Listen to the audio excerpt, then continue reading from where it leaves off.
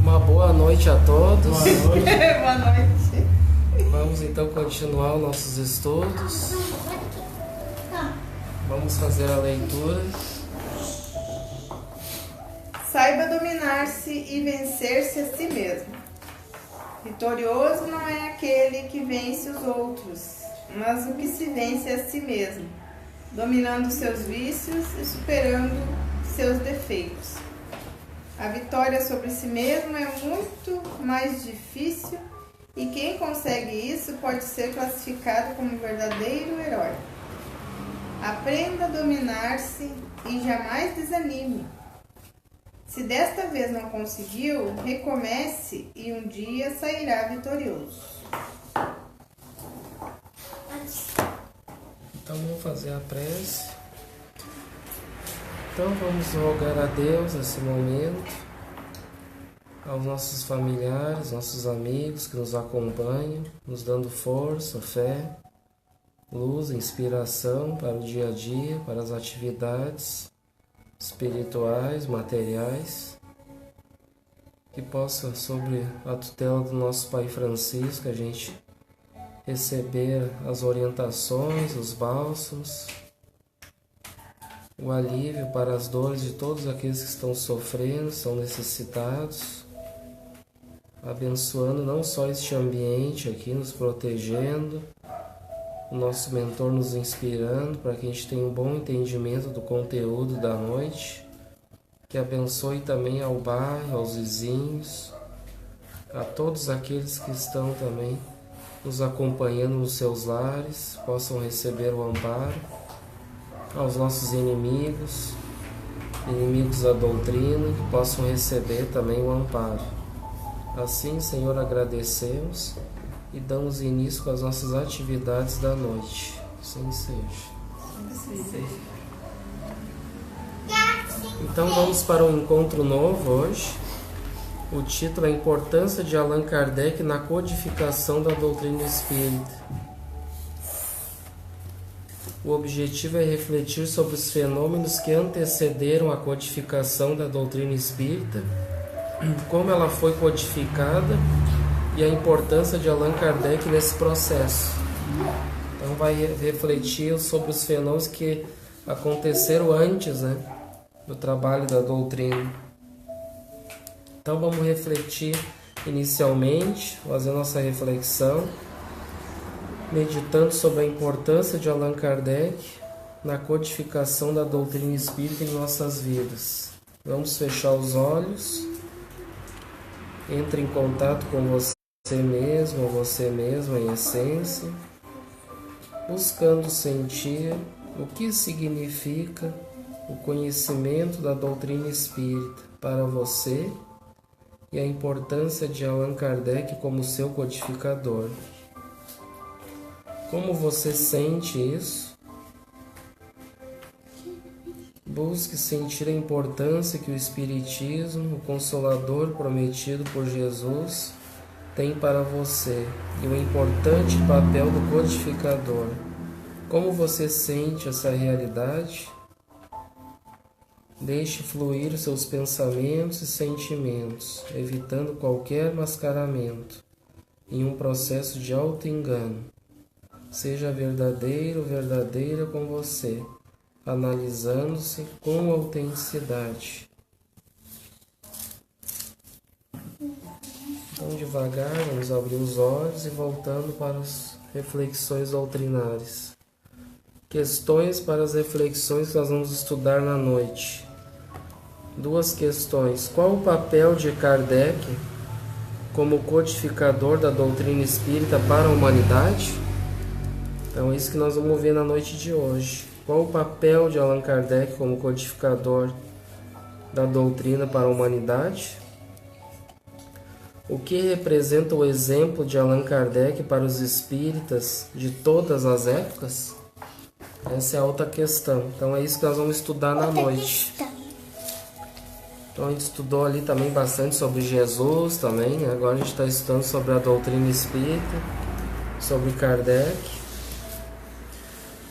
Então até o advento da doutrina espírita, as religiões que trouxeram a mensagem do Cristo estavam centradas em uma pessoa que expunha as ideias, conforme nos relata Emmanuel em A Caminho da Luz, a respeito da planificação de Jesus para estabelecer gradualmente a verdade na Terra, antes de sua vinda. As primeiras organizações religiosas da Terra, acho que aqui, A Caminho da Luz, a respeito da planificação de Jesus. Eles podiam dizer aqui onde é que está isso.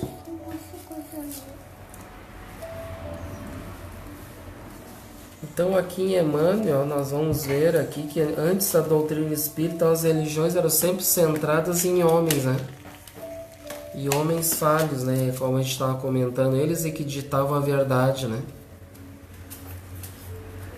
Eles diziam, era a lei, e as pessoas sempre cumpriam, porque senão havia punições, né? Aquela coisa toda. E aí então a doutrina espírita vem, né, trazendo uma outra visão, né, do que vem a ser o cristianismo. Aqui está dizendo no livro A Caminho da Luz a respeito da planificação de Jesus. Deixa eu ver se eu acho aqui. Eles podiam colocar o título.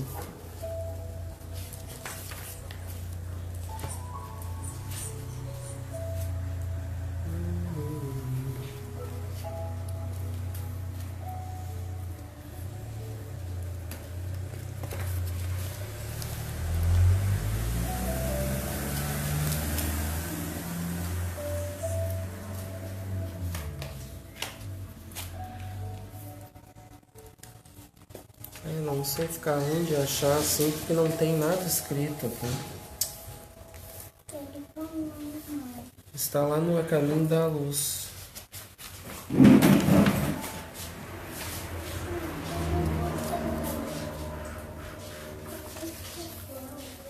As primeiras organizações religiosas da Terra tiveram naturalmente sua origem entre os povos primitivos do Oriente, aos quais ensinava Jesus, periodicamente, os seus mensageiros e missionários. Então, lá nas primeiras organizações religiosas da Terra, tiveram naturalmente a origem os povos primitivos lá da região do Oriente, né? Lá onde Jesus veio e trouxe a mensagem, aos quais então ensinava Jesus periodicamente os seus mensageiros e missionários. Então, a gênese de todas as religiões da humanidade tem suas origens no coração augusto e misericordioso. Então, a origem, né, a gênese seria a origem das religiões da humanidade, tem as origens no coração de Jesus, né? Pelo menos deveria, né? A origem disso tudo. Não queremos com as nossas exposições divinizar dogmaticamente a figura luminosa do Cristo, e sim esclarecer a sua gloriosa ascendência na direção do orbe terrestre. Então aqui ele está dizendo, né, com humildade, não tem aqui a pretensão de querer, né, colocar Jesus como um mito, né, um Deus, né? Considerada a circunstância de que cada mundo, como cada família, tem o seu chefe supremo ante a justiça e a sabedoria do Criador, fora erro crasso julgar como bárbaros e pagãos os povos terrestres, que ainda não conhecem diretamente as lições sublimes do seu Evangelho de redenção, porquanto as suas desveladas assistência acompanhou, como acompanha a todo tempo, a evolução das criaturas em todas as latitudes do orbe.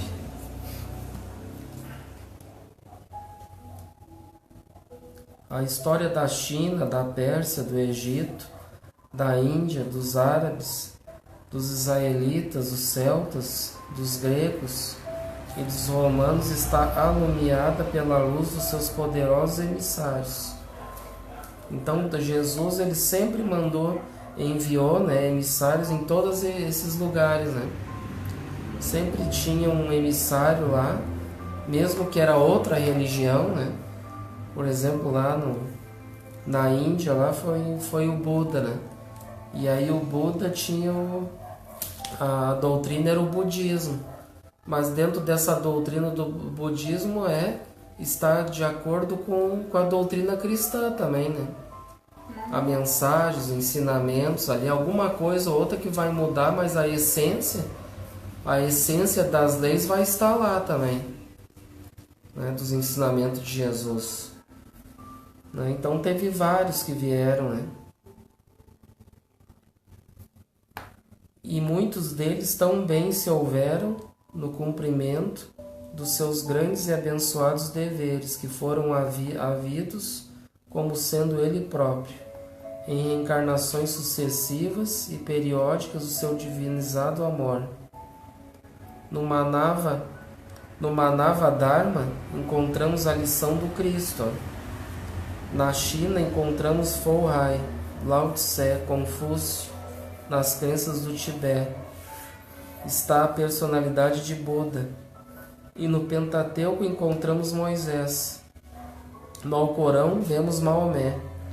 Cada raça recebeu seus instrutores como se fosse ele mesmo, chegando das resplandecências de sua glória divina. Então vejo que Jesus não é uma questão que ele veio assim, só aquela religião, né, que teve só o cristianismo ali para aquela região do Oriente, né? Não, antes de Jesus já vinham seus precursores, né? Já vinham seus emissários ali enviando para todos os lugares, sempre tem que ter os mensageiros, né? Jesus não ia conseguir abranger assim, fazer um trabalho assim em todos os lugares, né? Então ele enviou emissários, né, para fazer o trabalho. Todas elas, conhecendo intuitivamente a palavra das profecias, arquivaram a história dos seus enviados, nos moldes de sua vinda futura, em virtude das lembranças latentes que guardavam no coração acerca da sua palavra nos espaços, tocada de esclarecimento e de amor. Então, com certeza, tudo foi uma programação feita, né? Foi feito ali um treinamento, a programação, existia um programa ali designado pelo próprio Cristo, né? A cada um deles ali guardava no coração e trazia essa missão, né? E aí era difundido conforme a região, né? Conforme os costumes daquela região. Né? Mas a essência daí, no caso, era a mesma. É isso? A mensagem ali, as leis ali são a mesma, né? Claro que a cultura daí são diferentes, né? E tem muitas religiões que a gente sabe lá daqueles povos lá da Índia ainda, né? O próprio budismo ainda eles acreditam, por exemplo, acreditam em reencarnações, mas só que é uma reencarnação ainda que pode regredir voltando no animal, uma planta, né? É a chamada metempsicose que chama, né? E aí então, ou seja, então não é igual à doutrina espírita, né? No sentido da mensagem são as leis no sentido moral, né? Ali algumas coisas ali vai ser alguma diferença, né? Mas com certeza a lei maior ali sempre vai prevalecer, né? A lei de amor, justiça e caridade, o mandamento maior sempre vai prevalecer, né? Porque todos os profetas estão contidos nessas máximas, né? Da lei, né? Então a verdade é que todos os livros e tradições religiosas da antiguidade guardam entre si a mais estreita unidade substancial. As revelações evolucionam numa esfera gradativa de conhecimento.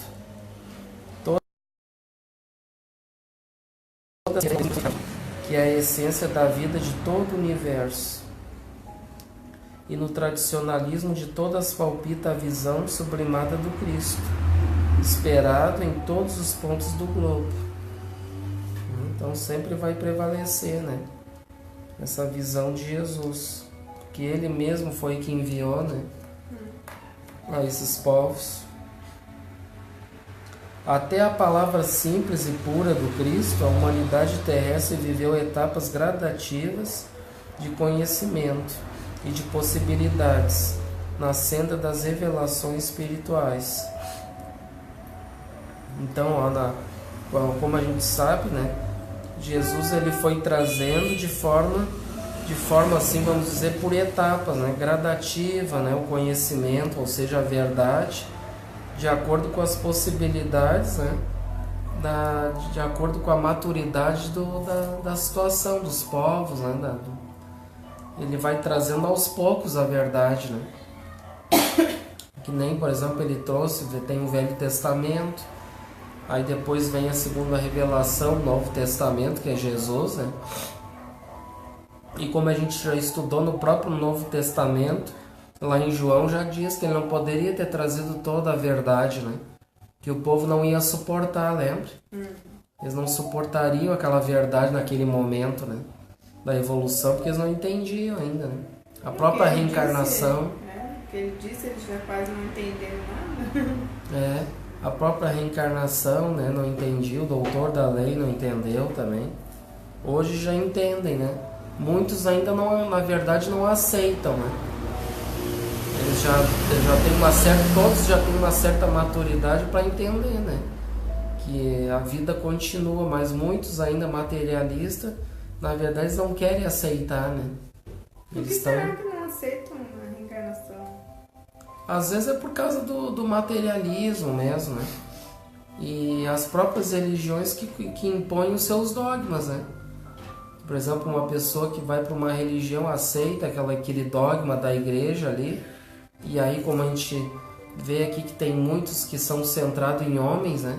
E eles dizem, não, isso aí não existe, a encarnação, daí as pessoas assinam embaixo, né? Elas acreditam naquilo que os homens dizem, e não param para investigar, para ver, né, o que é isso, se faz fundamento ou não. Eles ficam tipo eles estão cristalizados ainda naquele movimento ali, né? Andando naquele sentido ali, não conseguem ainda se desvencilhar, né? Fazer pesquisa, tentar mudar, né? Seu pensamento. Eu vi uma reportagem do pastor lá na África. Ele fez um ressuscitamento no meio do pessoal. Tava dando ali o culto dele, né? Tava assim, gente. Porque uma mulher lá avisou ele que tinha chegado um caixão ali. E chegou mesmo. O cara tava morto. Aí ele foi lá e gritou, mas o cara levantou, olhou pro... Milagre. Todo mundo aqui. É os milagres que a gente estava comentando na terça, né? Aí eu pensei isso melhor aí, cara. Pô, tem isso. Tem isso. E tem gente que olha, que negócio né? Os dogmas, né? Agora esse pastor aí para eles lá é Deus, é Deus do livro. Ressuscitou uma pessoa. Ressuscitou uma pessoa. É porque isso aí eles fazem, como a gente já comentou, para chamar atenção, né? Trazer mais adeptos, para colaborar com eles, né? Porque tá dando... Hoje em dia, infelizmente... Estão usando o nome de Jesus, essa questão dos milagres aí como uma empresa, na verdade, né? Infelizmente. Se Jesus viesse... Usando a igreja como uma empresa, né? Que tenha lá os seus assalariados, né? Batem os seus cartão, lá tem horário de pegada, tudo, e fica o dia todo de plantão lá pra ver se ganha alguma coisa, né? E é o que tá dando bastante dinheiro, né? Porque... Senão não teria tanto enganadores assim, né? Se tu tiver uma peça, vem aqui assim, mais aqui ou aqui mesmo, mais 500 mil, e alugar pra eles, tu tá tranquilo, porque é tudo bem certinho. Porque se eles arrancam, tem um método de tirar dinheiro, você consegue, de arrancar aquilo da pessoa assim, sem ela saber praticamente, né? Pegar e tem que pegar e tem. Felizmente, né? Mas existem os enganadores e aqueles que se deixam enganar pelos enganadores, né? Ainda, infelizmente. Então aqui até a palavra simples e pura do Cristo, a humanidade terrestre viveu etapas gradativas, né? Os milênios, com as suas experiências consecutivas e dolorosas, prepararam os caminhos daquele que vinha, não somente com a sua palavra, mas principalmente com a sua exemplificação salvadora, né? Principalmente com seus exemplos, né? Trazendo a palavra. Cada emissário trouxe uma das modalidades da grande lição de que foi teatro a região humilde da Galileia. Então teve muitos ali que registraram, né, as palavras, né, as ações de Jesus, né, os evangelistas, e ficou para a história, né, por porvir. As lições da Palestina foram desse modo precedidas de laboriosa e longa preparação na intimidade dos milênios. Os sacerdotes de todas as grandes religiões do passado supuseram nos seus mestres e nos seus mais altos iniciados a personalidade do Senhor, mas temos de convir que Jesus foi inconfundível. Então sempre teve ali, como a gente comenta, sempre sacerdotes, né? Os homens ali de Deus, aquela coisa toda, né? Que tinham a verdade ali, entre aspas, né? Mas eram homens falhos ainda, né? Mas na verdade Jesus foi inconfundível, né? Dentre todos, né? Então a gente sempre tem que prevalecer Jesus. Tivemos, portanto, vários líderes religiosos ao longo dos tempos, né? Tivemos Krishna, Lao Tse, Buda, Moisés, Maomé, Confúcio, Forrai, dentre outros, cada um contribuindo de sua forma, mais ou menos conectados com a proposta cristã, entendeu? Então, sempre de acordo com essa proposta que, na verdade, foi o próprio Cristo que enviou, né? Ele que é o governador do orbe, né? O mestre por excelência foi enviando toda, né? Tudo foi sendo acompanhado por ele desde lá do início, né? Moisés foi enviado, ele mesmo que ditava as leis ali por Moisés, ali, né? Vinha, aparecia. Então, após enviar os seus emissários, o Cristo planetário vem pessoalmente nos ensinar as leis divinas, conforme já refletimos. Realiza o seu messianato de amor, e já antevendo que sua mensagem seria deturpada, promete para tempos futuros enviar o Consolador, para ficar para sempre conosco, né? Que é a doutrina espírita. E o Consolador veio para ficar para sempre conosco, lançando suas bases na Terra em 18 de abril de 1857. Assim se refere ao Consolador, o mentor Emmanuel, em A Caminho da Luz. E diz assim: o Espiritismo, na sua missão de Consolador, é o amparo do mundo neste século, de declives da sua história. Só ele pode, na sua feição de cristianismo redivivo, salvar as religiões que se apagam entre os choques da força e da ambição, do egoísmo e do domínio, apontando ao homem os seus verdadeiros caminhos. Viu? Isso aqui quem está dizendo é o Emmanuel, né? Que foi o orientador do Chico. Então ele diz assim que o Espiritismo, né, veio com essa missão. Ele diz assim, é o amparo do mundo neste século de declives, né, de declínios da história. Só ele pode, na sua feição de cristianismo redivivo, né, na sua essência, salvar as religiões, ó.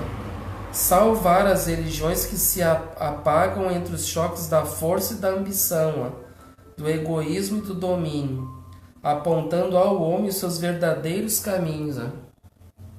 Então a gente sabe, a gente vê, né? Tu comentou agora, ainda há deturpações, infelizmente. Sim. Não adianta nós tapar o sol com a peneira, né? A gente respeita todos, mas tem, né? Tem coisas absurdas, tipo que nem essa que você mencionou, né? Não importa, não precisa, a gente não comenta nome de religião nenhuma, nada, né? Mas são absurdos ainda que são cometidos muitas vezes em nome de Jesus, né? Então são o que isso aí, né? Ou o que diz aqui, ó, a força e a ambição, né? A ambição do homem, o que é, né? O materialismo, estão vivendo o materialismo, estão pensando em ganhar muito dinheiro, né? Ou seja, estão continuando a se beneficiar, né, dos ensinamentos de Jesus para ganhar dinheiro, infelizmente. E o que hoje nós estamos fazendo aqui? E a doutrina espírita, né, ela vem para salvar as religiões. Né? Então o nosso dever aqui como cristão, como espírita, nós devemos sim divulgar e alertar. Né? Porque lá tem no Evangelho segundo o Espiritismo, lá no capítulo haverá falsos cristos e falsos profetas, né? Até que a gente está nesse mês, na sexta-feira desse capítulo, né? Ele fala lá também que Jesus nos diz, né, que a gente deve desmascarar, né, esses falsos profetas. No sentido, claro, a gente sempre vai ter que ser como, né, seguir os exemplos de Jesus, né? Não assim, desmascarar não quer dizer, então quer dizer que eu vou sair por aí agora vou começar a dar tapa nos caras que são falsos aí, derrubar os caras, né? Não, isso Jesus nunca fez também, né? Dizendo assim, desmascarar no sentido como a gente está fazendo aqui na noite de hoje, né? Alertando as pessoas, né, que o próprio Cristo nos diz no Evangelho que haverá falsos cristos e falsos profetas, né? Dizendo que o Cristo está aqui, que eu faço milagre, que eu ressuscito os mortos, aquela coisa toda, né? Então, quando eles disserem essas coisas, ficais atentos, né? O próprio Cristo diz. E o nosso dever é alertar isso aí, né? É para alertar as pessoas, as consciências, para refletir, poxa vida, mas... Né? Muitas pessoas, infelizmente, não conhecem a doutrina espírita, já a julgam como uma doutrina, né, errada, aquela que é do demônio, que é errada, né? E na verdade é uma doutrina pura, né? A doutrina espírita, né? Porque ela vem reviver aquele cristianismo puro do passado, né? Que Jesus trouxe, né? E as outras, na verdade, né? A maioria que estão equivocadas ainda, né? Claro que vamos dizer que tem religiões que de repente tem pessoas honestas, pessoas do bem que querem fazer o bem, né? Com certeza vai ter também, né? Não é só a doutrina espírita que, né, veio para fazer, né, trazer a coisa certa. Todas as religiões, o certo é fazer o bem, né? É fazer a coisa, é encaminhar todas as pessoas a Deus, né? Agora aqueles homens lá que pensam só em ganhar dinheiro e enganar as pessoas, isso aí, né, infelizmente é um grande engano, um grande equívoco, né? As religiões do passado, como a gente sabe, as religiões católica que tinha as cruzadas, né, as inquisições, que eles matavam até, né? Matavam e saqueavam, né? As outras coisas, pegavam o ouro lá para enriquecer a igreja, né? Tudo era da igreja, né? Perseguição aos judeus. Perseguições a tudo, né? A todo aquele que se colocava no caminho contra a igreja era morto, não tinha arrego, né? Já mandavam aqueles soldados de Deus, que diziam que era de Deus, né? Com as espadinhas, lembra? Uhum. E aí fazia aquelas chacinas, né? E a gente tava lá, né? Muitos de nós estavam lá fazendo isso, que agora vem até cobrar, né? Vem as cobranças dessa época aí, né? Somos devedores do passado, muitos débitos, né? E a gente tem, né? E então a gente estava equivocado. E hoje, graças à doutrina espírita, a gente vem então com essa tarefa de, né, iluminar a consciência. Poxa, eu estava errado, mas agora hoje eu quero fazer o certo, né? E na verdade fazer o certo também não é querer pegar e sair revoltado por aí tudo, com todo mundo, né, e chutando balde, julgando também, né? Até os próprios irmãos espíritos ficar julgando, ficar condenando. Não, é procurar sempre fazer as coisas com amor, né? Esse que é o correto, né? Fazer com carinho, com amor, com caridade, né? Usando sempre da justiça, a tolerância, mas usando as virtudes de Jesus, né? Então aconteceu esse tipo de coisas, né? No seu manancial de esclarecimentos, poder-se-á beber da linfa cristalina das verdades consoladoras do céu, preparando-se as almas para a nova era. São chegados os tempos em que as forças do mal serão compelidas a abandonar as suas derradeiras posições de domínio nos ambientes terrestres. Viu? Então, ou seja, o marco inaugural da doutrina espírita, que foi com o Livro dos Espíritos, aqui 18 de abril de 1857, e 18 de abril de 1857 dá o pontapé inicial à regeneração do planeta Terra. Ali se dá o início da regeneração, né? Da transição planetária, no caso, né? Para se transformar em um mundo regenerado. Então ela começa o advento com a doutrina espírita, né? E aqui estão dizendo, são chegados os tempos, ó. Ali chegou os tempos, ou seja, em que as forças do mal, né, da ignorância, né, elas vão ser barradas a abandonar as suas derradeiras posições de domínio nos ambientes terrestres, né? Então a ignorância não vai mais prevalecer, né? Essa deturpação, esse tipo de coisa aí.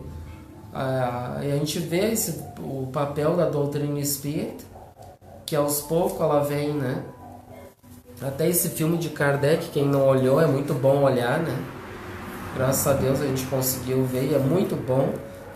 Foi uma coisa assim para nós, assim, espíritas, que, sabe, ver um filme assim de Kardec hoje é demais, né? Porque... Depois tinha que dar aquele aplicativo do Templo Ederson. Então esse filme de Kardec, ele vem, veja como a divulgação da doutrina espírita já está melhorando muito, né? E agora há poucos dias atrás ele teve uma pesquisa que o Kardec já teve 1.200.000 pessoas que já assistiram, né? No Brasil, no caso. Tá, aquele Deixe-me Viver também já teve no cinema ou não? Não, aquele lá não foi pro cinema. Não. Aquele lá foi um filme que foi feito só pra assistir na internet. Aí tem que acessar lá e tem que pagar um valorzinho lá pra assistir, que é direitos de quem fez o filme lá, aquela coisa toda, né? Eles não liberaram aquele filme. Mas é um filme bem bom também, né? Espírita também. E aí então a gente vê isso, né? E então aos poucos a gente vai vendo assim, agora já tem vários filmes para ser programado, o filme do Dival também vai ter, né? E vão ter outros filmes também, né? Já teve o do Chico, né? Do Chico, já teve vários, muito bons. Então a gente vai vendo que a doutrina espírita aos poucos é um trabalho de formiguinha. Ela vai ganhando campo aos poucos. E essa divulgação da doutrina espírita que é muito importante, né? Ou seja, nós aqui estamos fazendo um trabalho de formiguinha, né? A gente está abrindo uma janelinha dos nossos estudos aqui interno na Casa Espírita, na Francisco, mas disponibilizando para quem quer dar uma espiada, quer participar, quer ver, né? Então isso é uma forma de divulgar também a doutrina espírita, né? Porque está sendo divulgado aqui ao vivo numa rede social que pode ser assistida no mundo inteiro, né? Depois vai para o YouTube, pode assistir no mundo inteiro, podem acompanhar, né? Então, querendo ou não, é uma pequena parcela, mas já estamos fazendo uma pequena parte também, né? De divulgar a doutrina. Então, aos poucos ela vai, aquelas pessoas que não conheciam, vão conhecendo, né? E aos poucos vai melhorando a mentalidade. E aqui diz, e os seus últimos triunfos, ou seja, do Império do Mal, né? Os seus últimos triunfos são bem o penhor de uma reação temerária e infeliz, apressando a realização dos vaticínios sombrios que pesam sobre o seu império perecível. Então aqui continua dizendo, né? Os últimos triunfos, né, das trevas, né? Então ele vai perder campo, né, cada vez mais. Os últimos triunfos são bem o penhor de uma reação temerária e infeliz. Eles já sabem, na verdade, que dessa situação toda aí também, né? Porque eles também acompanham, eles não são, eles vivem nesse planeta, eles estão aqui querendo derrubar, né, a luz, né? Só que a luz não tem como derrubar, né? Eles podem derrubar as pessoas, nós falhos ainda, né? Como a gente já comentou, os postes, né? Que segura a luz, né? Ou então o Chico, que dizia que ele era só né? Que ele só carregava a vela nas costas e de vez em quando aquela vela ainda caía aquela cera e queimava o lombo, né? Então é isso aí, né? Mas a gente pode cair e vem outro no lugar. Isso. Porque a gente vê assim também, nós não somos perfeitos, né? Então a gente sabe que tem muitos que vêm da doutrina do Espírito com aquelas coisas do passado, aí chega aqui, continua querendo mandar, né, infelizmente. Mas só que acontece o seguinte, que vai vir outro no lugar desse aí, ele vai ser substituído também, vai vir outro que vai fazer um trabalho bem bom, né? Então todos nós podemos ser substituídos, né? Ninguém é insubstituível. O próprio Kardec, ele fez uma pergunta lá para o Espírito de Verdade, lá na codificação, né? Então, acho que está até no filme, né? No filme também comenta. Quem lembra do filme, quem olhou, ele diz, mas e se caso eu falhar, né? O que vai acontecer? Ele diz, não, mas outros já estão preparados para assumir o seu lugar.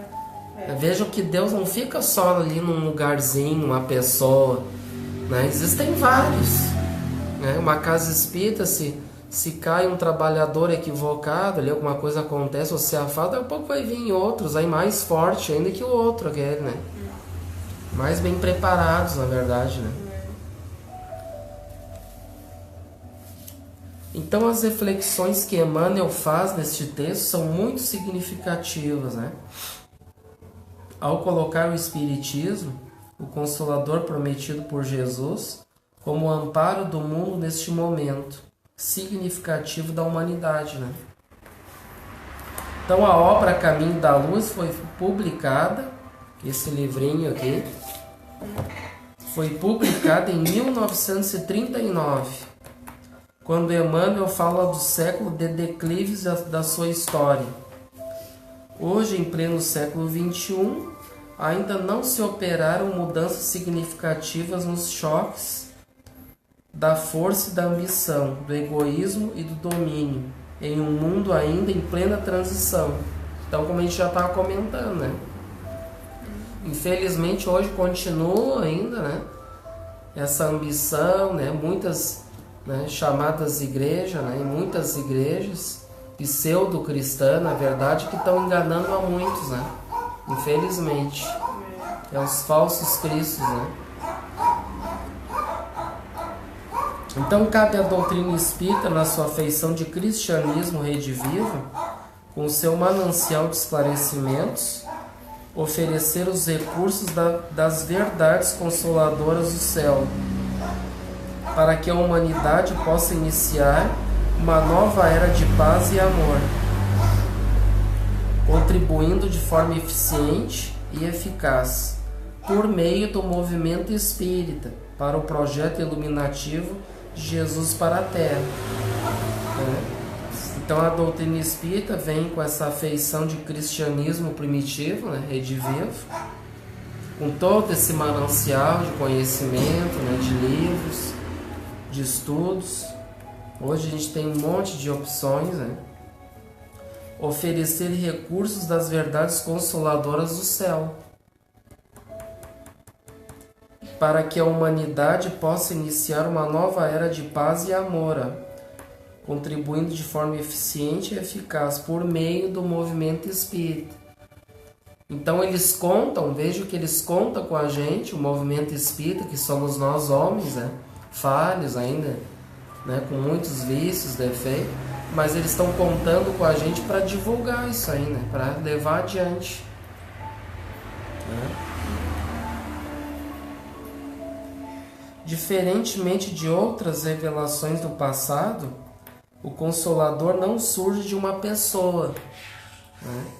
Nem, por exemplo, a gente sabe que por muitos séculos a gente esteve centrado em uma pessoa que era o Papa, né? O Papa era o homem de Deus na Terra, ele ditava as regras, as leis, né? O que ele dizia era a verdade. E aí, mas diferentemente de outros, o Consolador não surge de uma pessoa, mas dos espíritos superiores da Terra, sob as ordens de Jesus. Vamos dizer melhor, sob as orientações de Jesus, né? Que só ordens assim fica muito, né? Coisa do passado, né? Mineral. Muito ainda, né? Então, sob as orientações, né? O Cristo que orienta, que é o mestre, né? O mestre orientador de todos, né? Reflitamos sobre a metodologia do Cristo em seu projeto iluminativo para a humanidade, para nos trazer o Consolador. Como a proposta de que ele fique para sempre conosco, o método da revelação deveria ser centrado nas ideias e não em pessoas. Então isso é muito importante, né? A gente tem que sempre pensar assim, eu tenho que ver as ideias, né? É que nem hoje a gente está divulgando aqui, mas a gente não pode, mas aquele Ederson lá, né, tá se achando, aquela coisa toda, quem é o Ederson, né? Mas o Ederson é só um instrumento falho ainda, né? E como diz aqui, a gente deve ser centrado pelas ideias, o que está sendo dito.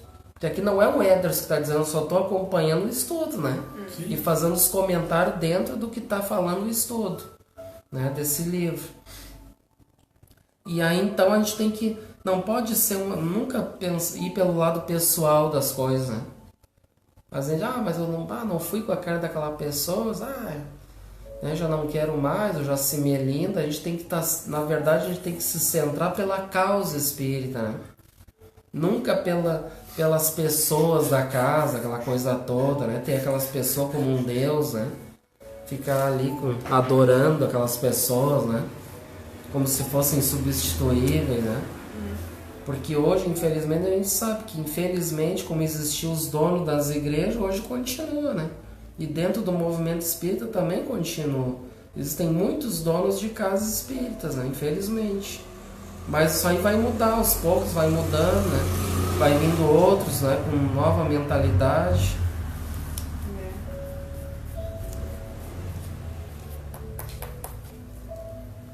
Então, vamos ver aqui. Antes as propostas giraram, Para isso, Jesus contou com diferentes colaboradores que vieram para ser os catalisadores do Consolador. Segundo o dicionário Hallweiss, catalisador é aquele que estimula ou dinamiza. Vê que interessante, ó. Então, para isso, Jesus contou com diferentes colaboradores, né, que somos nós, dentro do movimento, que vieram para ser os catalisadores do Consolador. Tá? Então, a palavra catalisador significa aquele que vai estimular, né?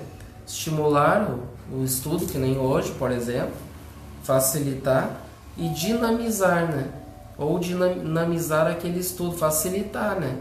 Então é chamado catalisador.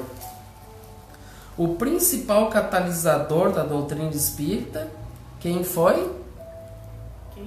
Quem é que foi o principal? Que estimulou, que dinamizou, que facilitou? Quem é? Jesus? Não. Dentro da doutrina espírita. Qual é o título que a gente está estudando? Isso, Kardec. Então ele foi, dentro assim, se a gente pode dizer assim, ele foi ali o que iniciou a doutrina espírita, no caso, né? Que deu o pontapé inicial, facilitando para nós, já deixou tudo para nós meio mastigado, meio caminho andado, para nós seguir em frente com aquilo ali, não é? Aí depois de Kardec, a doutrina espírita não parou com Kardec, né? Continuou vindo outros catalisadores, né? Para também facilitar o trabalho, né?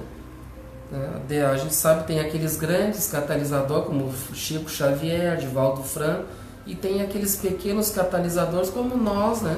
Dentro do movimento espírita também, cada um vai fazer o seu trabalho, né?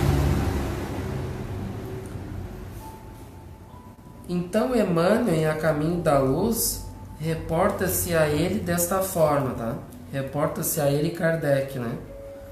Aproximava-se os tempos em que Jesus deveria enviar ao mundo o Consolador, de acordo com as suas auspiciosas promessas. Apelos ardentes são dirigidos ao Divino Mestre, pelos gênios tutelares dos povos terrestres.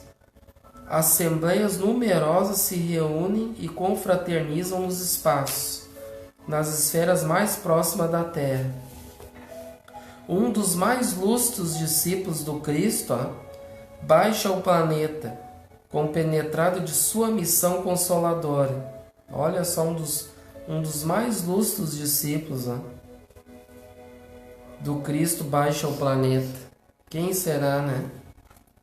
Eles estavam lá então no mundo espiritual, lá se reunindo, né, se confraternizando, né, e fazendo volta, aquela coisa toda, né, anunciando quem ia para a Terra, que era um grande apóstolo do Cristo, né, que foi então, né, Allan Kardec, né. Então nascia Allan Kardec aos 3 de outubro de 1804, com a sagrada missão de abrir caminho ao Espiritismo. 804? A grande voz do Consolador prometida ao mundo pela misericórdia de Jesus Cristo. Né? Então ele veio fazer aquele trabalho, né?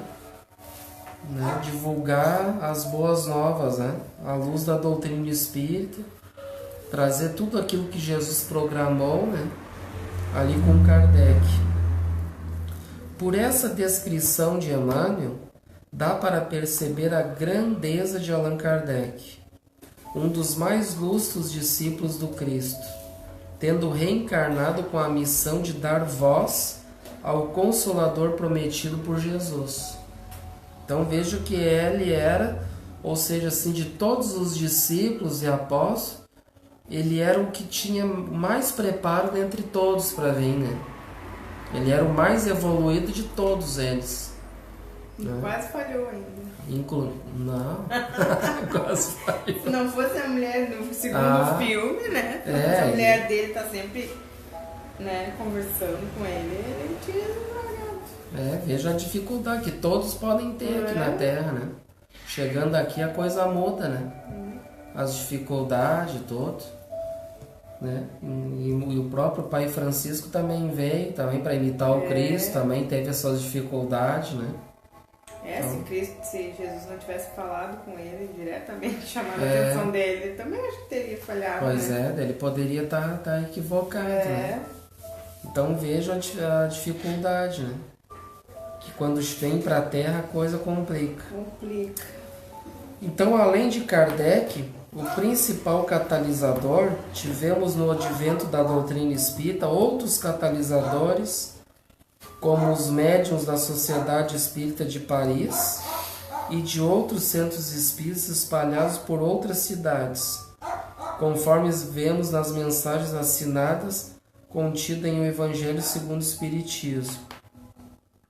Os catalisadores têm como função serem instrumentos para que as ideias dos espíritos superiores venham a lume, normalmente por meio de livros, né? Então veio vários, né? Então sobre as orientações dos espíritos superiores, trazendo por livros, né? Por mensagens. Allan Kardec escreveu as 5 obras básicas, né? Codificou ali, né? Montou tudo sobre a orientação dos espíritos superiores, né?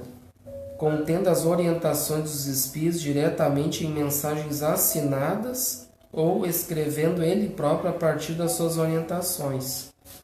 Além das 5 básicas, escreveu outras obras, né? A Revista Espírita, né? Hoje agrupada em 12 livros, né? 12 livros que são bem grossos de ler, né? Tem todos os 12 meses do ano, nesses 12 volumes, né? Os médiuns catalisadores ficaram no anonimato, devido às características das obras que levaram apenas a assinatura do catalisador principal, o próprio Kardec. Aliás, um pseudônimo do pedagogo francês Hippolyte Léon Denisard Rivail, né? Que ele usou lá. No filme isso aí comenta, né? Isso aí que a gente está falando também. Que ele no início lá, ele pensou que nome que ele ia botar, porque ele não queria botar o nome dele de professor, que já tinha vários livros de professor, né? Misturar as coisas. Aí então um espírito lá ditou lá que ele deveria ser chamado de Allan Kardec, né? E ele queria saber o que era Allan Kardec, daí dizia ali que Allan Kardec era ele foi Allan Kardec no passado, que ele foi reencarnado como um druida, né? No passado. E o seu nome era Allan Kardec. E outra coisa que diz aqui, os médiuns catalisadores que participaram, né, que a gente viu no filme também, teve uma que inclusive no filme quis ir lá e, né, cobrar, né? Por que ela achou injusto, né? Por que o nome dela não estava nas obras, né? Ficou brava, né? E a gente viu ali no filme também que ela já estava passando por uma influência ali espiritual, né? Já estava tendo um desvio de rota, né? E que isso hoje acontece muito, né? Dentro do movimento espírita. Aconteceu lá com Kardec, com nós hoje também, né? Acontece muito mais, né? Então Rivail adotou o pseudônimo de Allan Kardec, ó, por sugestão do Espírito de Verdade, devido a ele ser muito conhecido na França e por toda a Europa, de modo esse fato não interferisse na propagação da doutrina espírita, que deveria prevalecer pela força de suas ideias e não pela fama do seu autor, já que os reais autores das ideias eram os espíritos superiores, sob a orientação do Espírito de Verdade, que era o próprio Cristo, né? Ou seja, então Allan Kardec, né, o Hippolyte Léon Denisard Rivail daquela época, né, ele se anulou, né? Ele se anulou completamente para prevalecer, né? Aí usou aquele nome ali, um pseudônimo ali, que não era, ninguém sabia o que era na época, Allan Kardec, né? Usou aquilo ali, se apagou totalmente para prevalecer a ideia da doutrina espírita, né? Em primeiro lugar. O fato de os nomes dos médiuns não constarem das obras foi um aspecto da sabedoria de Allan Kardec, pois serviu tanto para que não se exaltassem os médiuns nem os caluniassem. Viu? Mesmo assim, alguns foram perseguidos, né? E teve aquela exaltação também, aquela coisa toda, né? Afinal, as obras eram dos espíritos, né? Por isso que eu digo, a gente sempre é um instrumento, né? Ali Kardec era um instrumento, os médiuns, os catalisadores também estavam sendo um instrumento, né? Foram todos enviados, programados ali para auxiliar Kardec, né?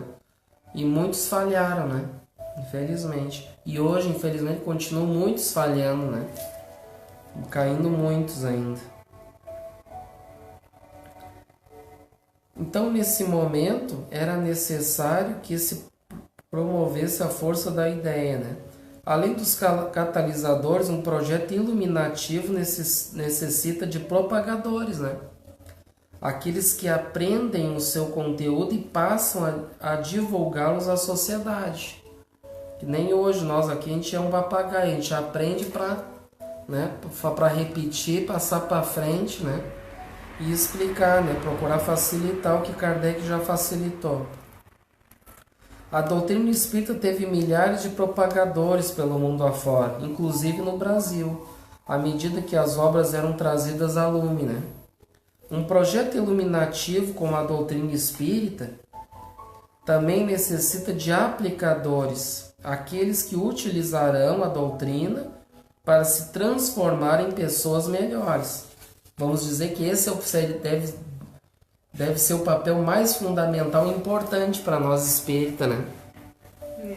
Principalmente ser catalisadores, tudo facilitar, mas aplicar para nossas vidas, né?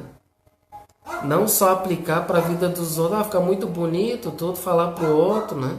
Eu sou sempre o certo, né? Para mim não tá tudo bem, né? Mas serve tudo para os outros, né?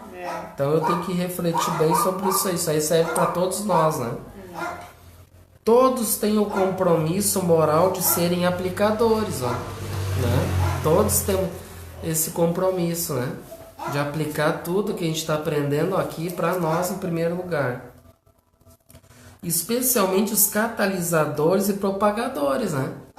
Que como é que eu vou propagar uma ideia e coisa se eu não estou aplicando aquilo para mim, né? Aí vai ficar uma coisa muito vã, né? Muito falsa, né? Muito sem sentido para os outros.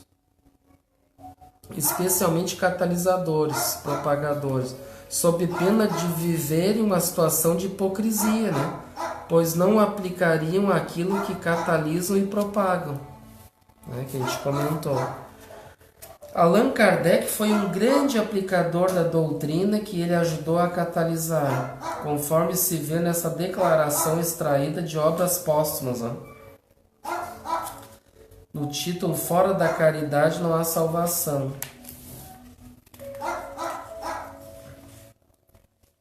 Diz assim, esses princípios para mim não existem apenas em teoria. Vamos ver o que diz aqui. Ali tem uma Obras Póstumas ali, mas tá lá no meio lá. Vamos ver que tinha esse texto aqui agora. Esses princípios para mim não existem apenas em teoria, pois que os ponho em prática. Olha só que interessante. Kardec diz, estes princípios para mim não existem apenas em teoria, pois que os ponho em prática. Faço tanto bem quanto permite a minha posição. Presto serviços quando posso. Os pobres nunca foram repelidos de minha porta, ou tratados com dureza. Foram recebidos sempre, a qualquer hora, com a mesma benevolência. Jamais me queixei dos passos que hei dado para fazer um benefício. Pais de família têm saído da prisão, graças aos meus esforços. Então aqui ele está comentando, né? E lá no filme também, eu estou dando como é que é uns spoilers aqui agora do filme. Eu não vou contar final, nada. Mas é que está aqui em sentido com o estudo que a gente está fazendo, né? Que no filme lá mostra, lá tem uma hora que a esposa está lá, né, atucanado, concentrado lá. E eu acho que era mais ou menos essa parte. E a esposa dele lá chama ele e sai com uma cesta de pão para lá na porta de Kardec, lá onde eles moravam, era uma fila lá de mendigos, né? E aí ele distribuía, né, pão, eles davam um pedaço para cada um, né? Iam distribuindo. Então eles ajudavam muito também, né? Certamente não me cabe inventariar o bem que já pude fazer, mas no momento em que parece esquecer tudo,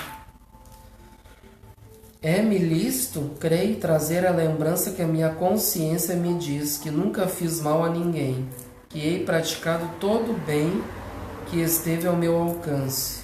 E isto repito, sem me preocupar com a opinião de quem quer que seja. Viu só? Então aqui ele diz com autoridade moral, né?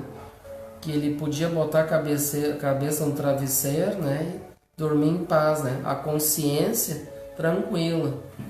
Será que as pessoas que se dizem profetas, será que eles dormem direito? É que a consciência não cola? Existem muito também o fato de tu anestesiar a consciência, sabe? Sim, existe anestesia para te dormir, fazer cirurgia, tem anestesia para consciência. Sim, mas tem, infelizmente. Mas vai que um tempo ela cobra, não vai aceitar mais aquilo ali. Será que eles conseguem deitar no travesseiro assim, tô fazendo errado, não é assim, né? Tem que mudar o meu conceito. Porque muitos sempre só pensam no dinheiro, tem que ganhar. O resto... Mas quer ver, vamos trazer para nossas vidas mesmo, Ederson. Nós como espíritos assim, falhos ainda, porque a gente vê muito assim, a gente tem essa visão, vê essas coisas equivocadas assim com os outros. Mas a gente tem que procurar, assim, sempre procurar focar mais nós, né?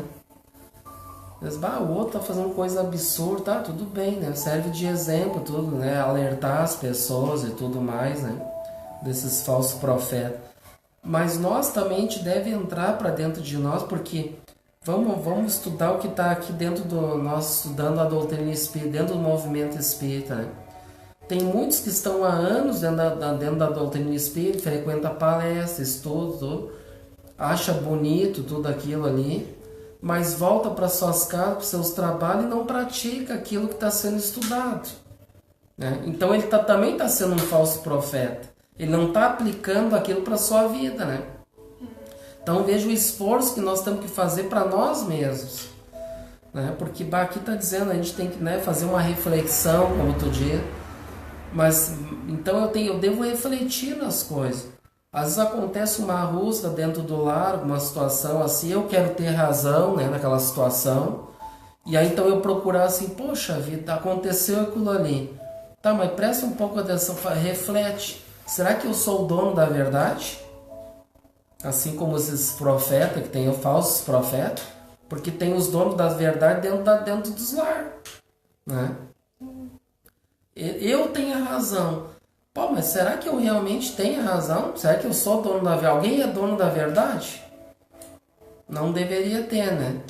Mas deve refletir no sentido assim, poxa, eu pisei na bola. Aí entra o que? A questão de refletir, de ser humilde, né? De amolecer o coraçãozinho que tá ali, né? Não dá o braço a torcer. E ali eles, refletir, eu pisei na bola. Mas, pede pro marido, não, me desculpa, eu pisei na bola, né? Sobre aquilo que aconteceu, eu me refleti mesmo, né? Eu não dei o braço a torcer, mas eu, né? Então é essas coisas assim que nós temos, essas aplicações que nós devemos fazer durante o dia, os esforços, né? Porque daqui a um pouco nós estamos caindo no falso profeta, que nós estamos vendo só os erros que estão na volta, porque isso é muito comum de nós ainda, ver os erros, tudo que estão na volta, eu sou o tal, né? Eu não tenho erro, e todos nós temos ainda, né, Anderson?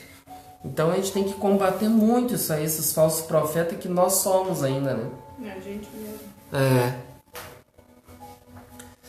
Então, a esse respeito, trago tranquila consciência, né, que ele diz, né, e a ingratidão com que me hajam pago em mais de uma ocasião não constituirá motivo para que eu deixe de praticá-la. A ingratidão é uma das imperfeições da humanidade. A gente vê muito isso, né? Principalmente essas pessoas que a gente vê que grandes, né, missionários que trazem o bem, muitos são pagos muito com a ingratidão, né? E como nenhum de nós está isento de censuras, né? É preciso desculpar os outros, para que nos desculpem a nós, né? Viu?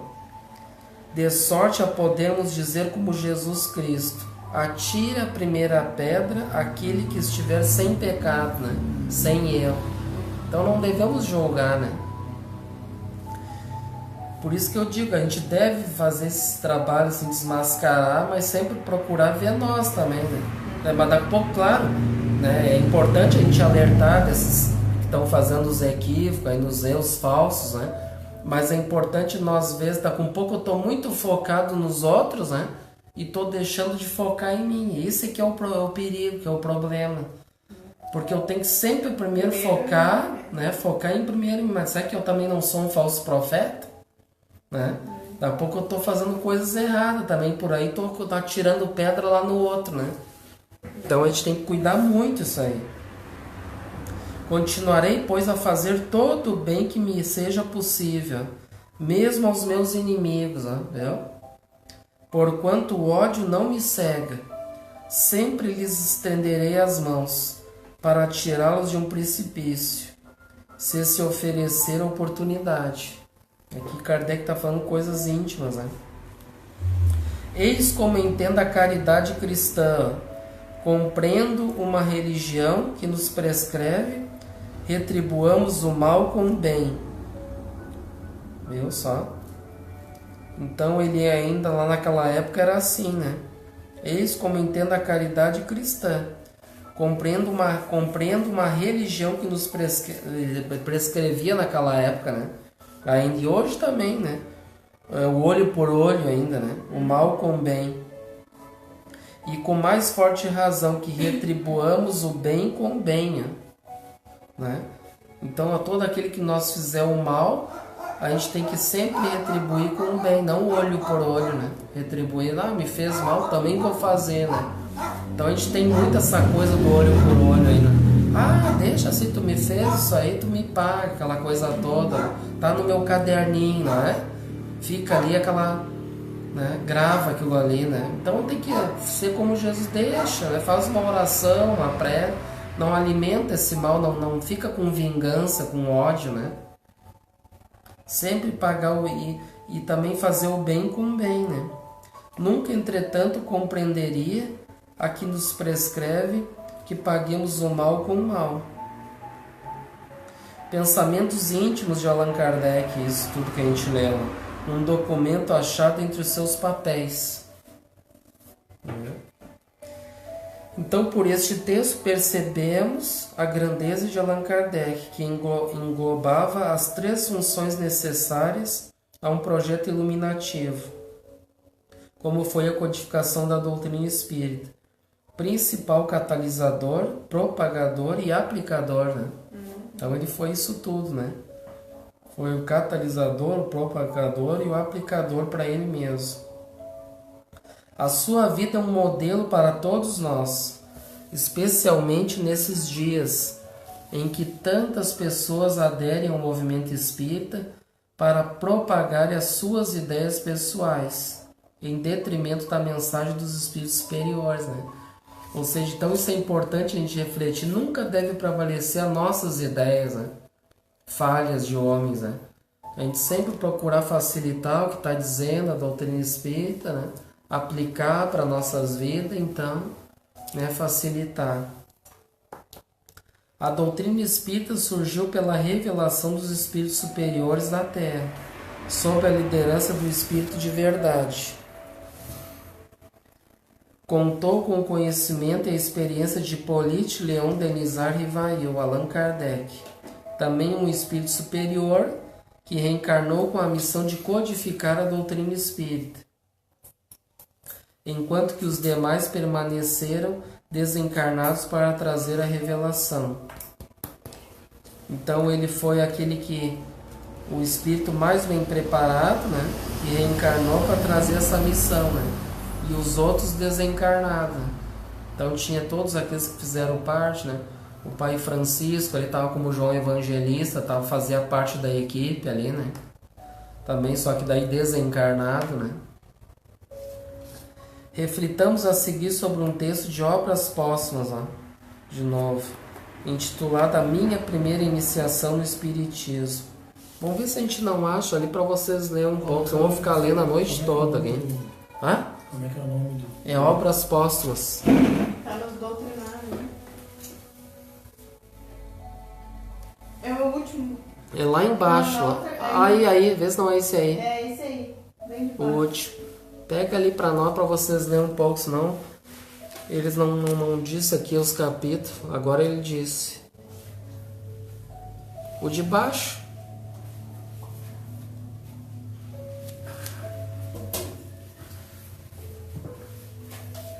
Vamos ficar lendo a noite toda. É, porque é bom vocês lerem um pouco, né? Diz o capítulo. Diz assim, a minha primeira iniciação no Espiritismo. Tem que ver se tá aí.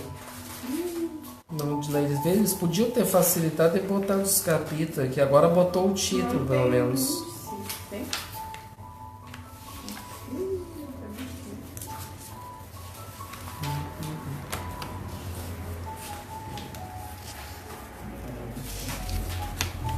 Como é que falou? É a minha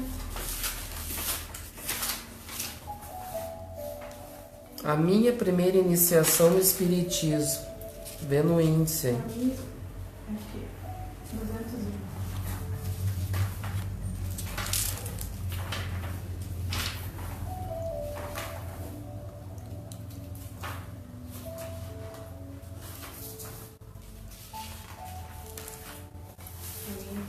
No qual Allan Kardec demonstra cabalmente a utilização de sua experiência e conhecimento como cientista e educador no trato com a revelação espírita. Então pode começar aí, por favor. Tem primeira parte, será? Aqui começa assim, foi em 1854. Foi, essa. Tá. Quer que eu leia? Foi em 1854 que eu ouvi falar pela primeira vez em mesas girantes. Encontrando-me um dia com o Sr. Fortier, magnetizador que eu conhecia havia muito, disse-me ele: sabeis que se acaba de descobrir no magnetismo uma singular propriedade?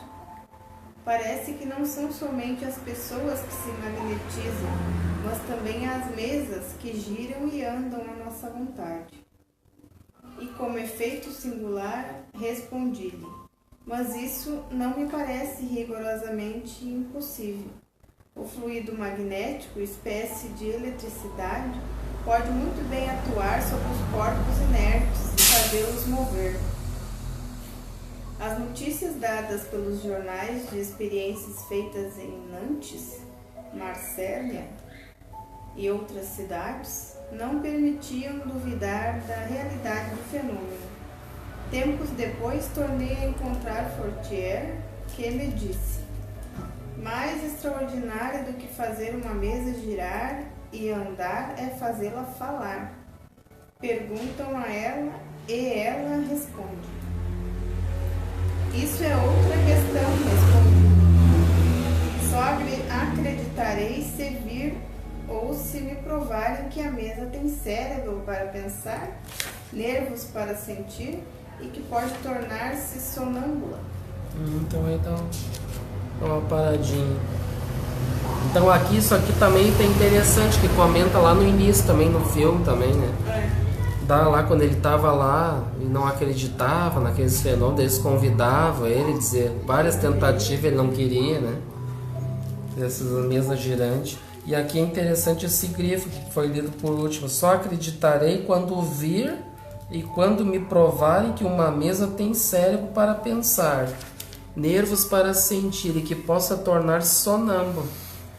Né? E ele até dava risada com a esposa lá, tudo brincava, né? Mas olha, onde é que já se viu esses malucos, né? Tu vê só. E isso começou então, esses convites, esses fenômenos aí para ele, começou em 1854, né? Ou seja, 3 anos antes do advento do marco inicial, que foi com o Livro dos Espíritos, né? Então, 3 anos antes começou o convite ali para ele, tudo, as observações, os estudos, até, né, ser lançado o Livro dos Espíritos, né? Então, na verdade, o processo todo começou 3 anos antes, né? Pode continuar. Até então, permita-me que considere isso uma história fabulosa. Este raciocínio era lógico. Eu compreendia a possibilidade do movimento por uma força mecânica, mas ignorando a causa e a lei do fenômeno, parecia-me absurdo atribuir inteligência a uma coisa material. Coloquei-me na posição de incrédulos dos nossos dias, que negam porque não podem compreender os fatos. Viu? Então aqui ele estava dizendo, né, que então ele concebia, né, por efeito que existia uma força mecânica, mas ignorando a causa da lei desse fenômeno, né? Então ele achava um absurdo, né, atribuir inteligência a uma coisa puramente material, né? E ele dizia: achava-me na posição dos incrédulos atuais, que negam porque apenas veem um fato que não compreendem, né? E esse livro, Obras Póstumas, ele não faz parte do Pentateuco de Kardec, né? As 5 obras básicas, mas ele foi, na verdade, esse livro foi feito depois que Kardec desencarnou, logo que ele desencarnou, e aí então foi relatos, foi tudo que é materiais que a esposa ali foi pegando e foram, né, tudo coisa que estava arquivada, eles fizeram essa obra póstumas aí. É bem boa essa Obras Póstumas também.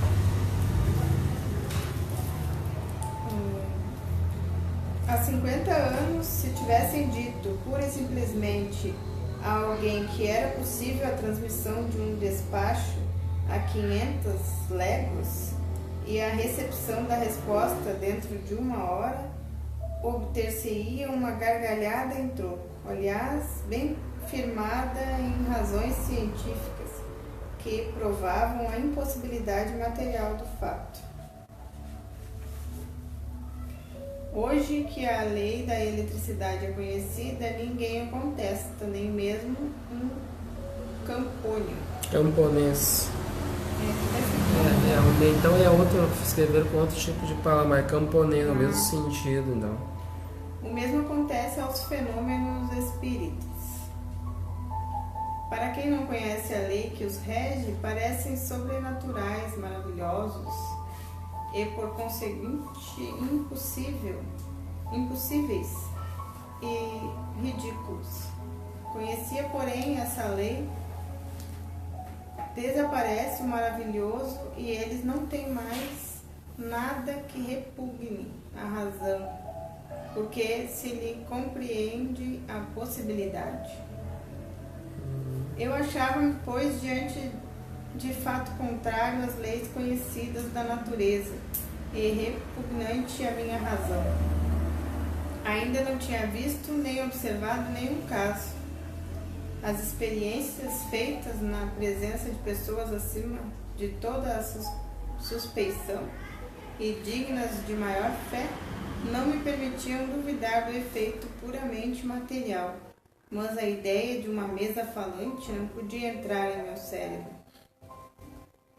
No ano seguinte, em princípios de 1855, encontrei o Sr. Carlotti, amigo de 25 anos, que com o entusiasmo que despertam as ideias novas, falou-me dos fenômenos que me preocupavam.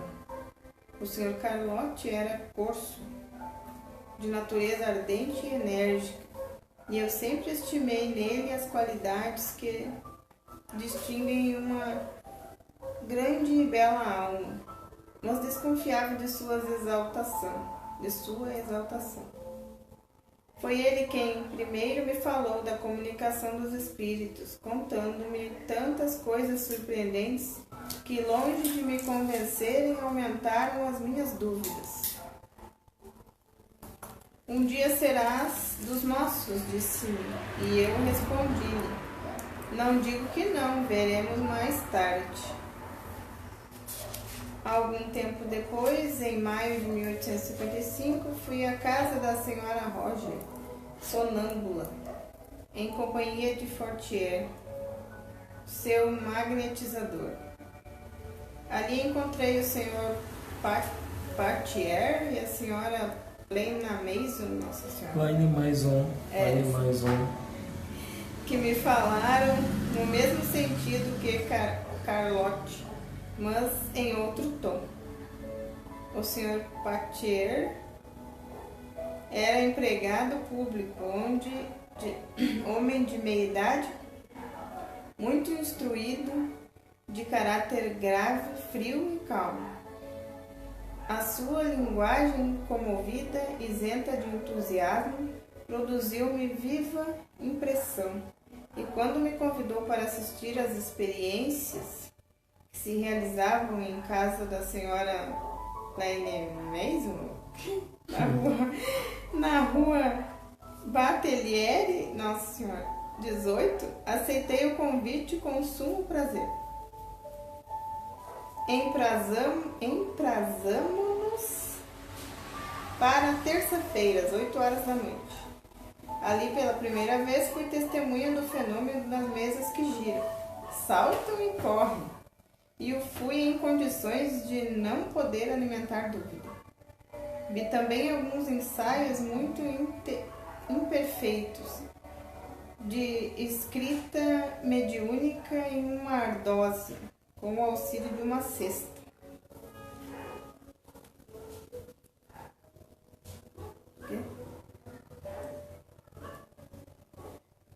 Longe estava eu de firmar as minhas ideias, mas ali se deparava um fato que devia ter uma causa.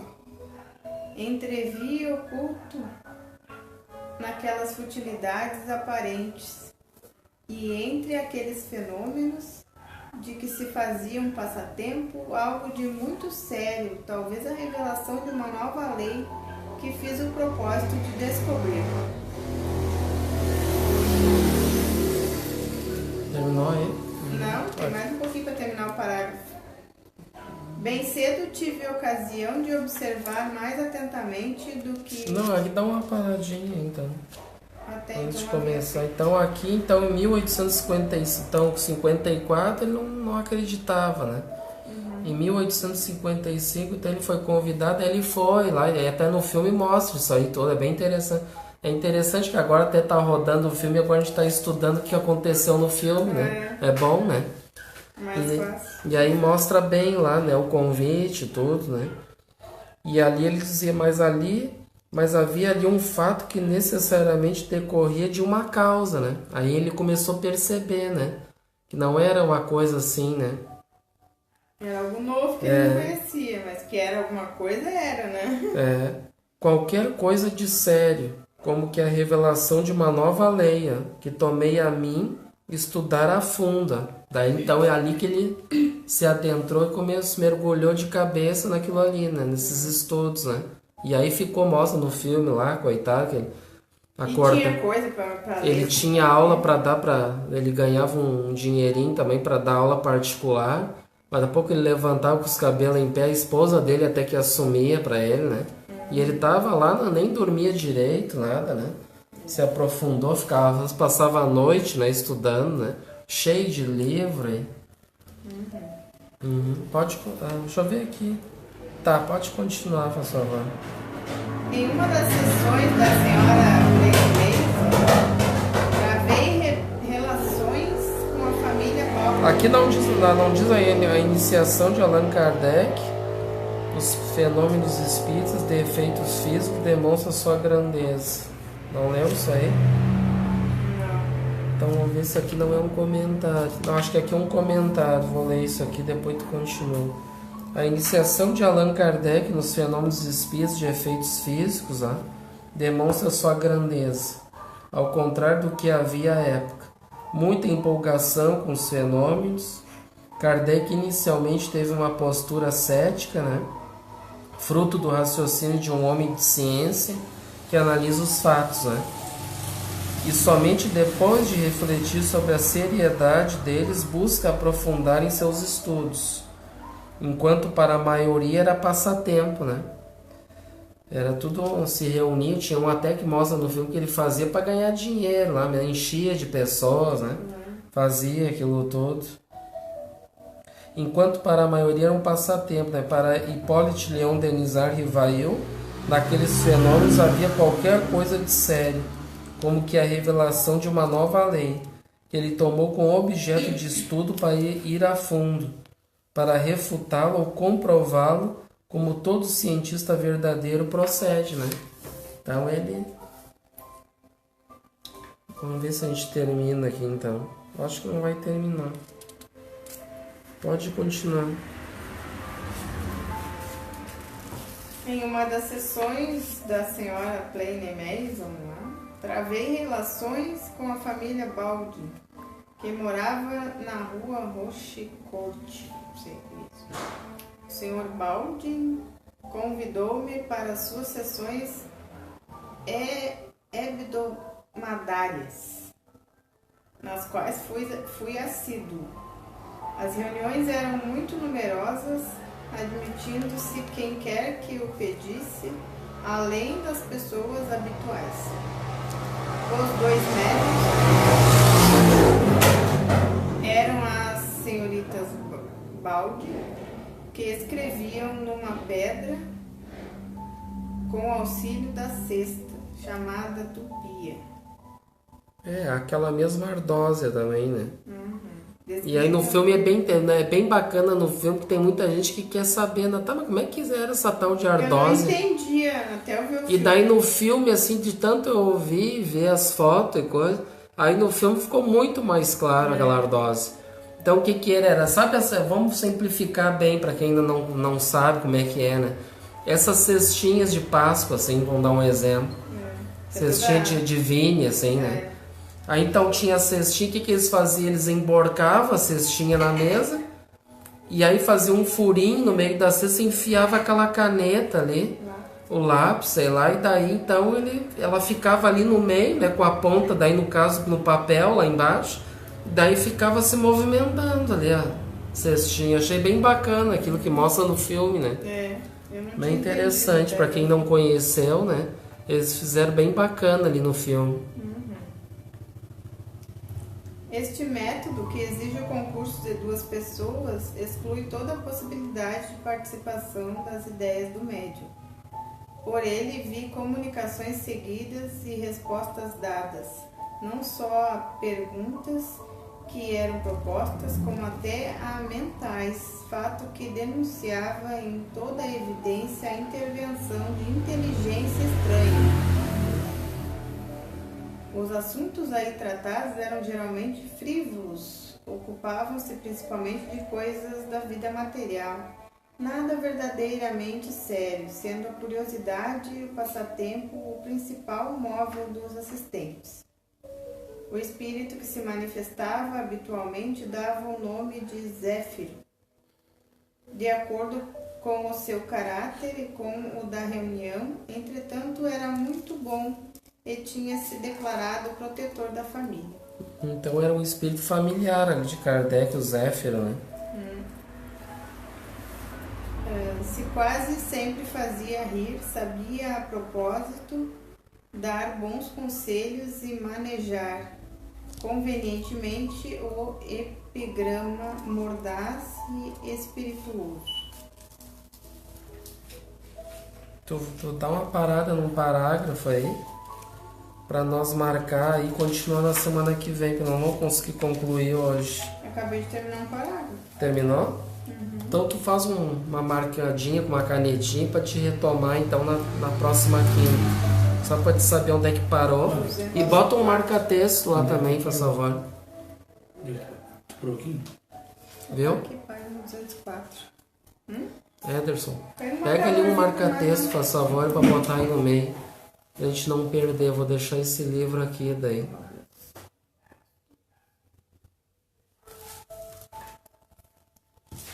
Aí, né? Aqui me empresta a tua também, por favor. Eu vou marcar aqui.